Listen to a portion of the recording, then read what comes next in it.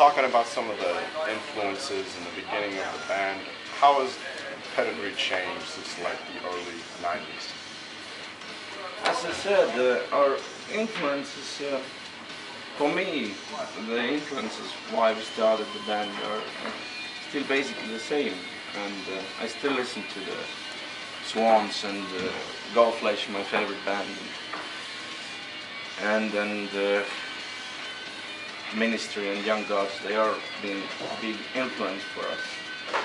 But definitely our own sound has been changing a lot during this with the long career since now. So we are going always down with different techniques and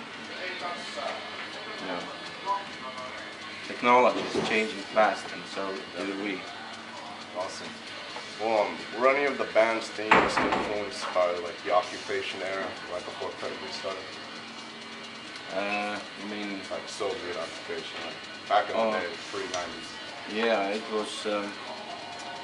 I'm quite proud that I started listening to music in the early 80s and during the Soviet times, and it was so fucked up. Everything was, behind this iron curtain thing. And I'm quite proud we came through this, and we are still in existence, and now we're kind of free and free to make music the way we want. So yeah, it was heavy times, but I'm really glad we survived and we're still alive. It made us stronger, I guess. Were there any bands in Estonia playing back then that you guys enjoyed listening to? Still playing? Well, even back then, during the occupation, were there any bands playing live? Oh, Estonian bands. Yeah, the same we mentioned before. Definitely, yeah, early punk bands who were a great protest against the Soviet Union government and all this shit. JMK, Ultima Thule, Singer Winger. There were a lot of good bands. Compromise Blue was good and already early, in the middle of the 80s, I guess they started. And yeah, there is some bands still in existence also. Cool. Well, for future plans, do you guys have any shows lined up through like this summer coming? Yeah, we have right now already announced one show in Finland in May. Then we definitely play in August the Rock Ramp Festival here in Estonia. This is a big festival, basically for local bands. And probably we're playing Hard Rock Lager.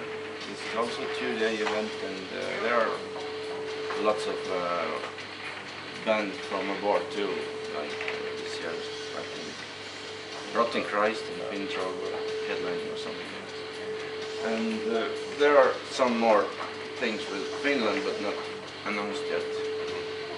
And definitely we're doing some acoustic shows also during summer, but it's not yet confirmed. Maybe also one festival.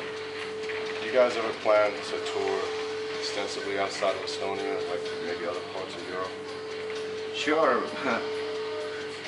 You can make plans, but this is quite difficult if you are not signed to the, not major labels, but some bigger label that takes care of all these problems. So for us right now to go on more extensive tours, it means to finance ourselves.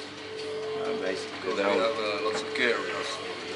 Yeah, it's not easy to travel with all this stuff, so definitely we'd like to go on more extensive tour, but yeah, it's not that easy, but we're definitely working on it.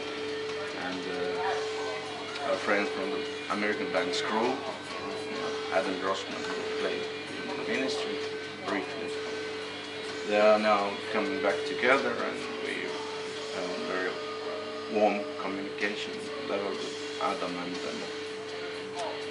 hopefully when Screw album is finally released and they are touring Europe, they took us to the road with that.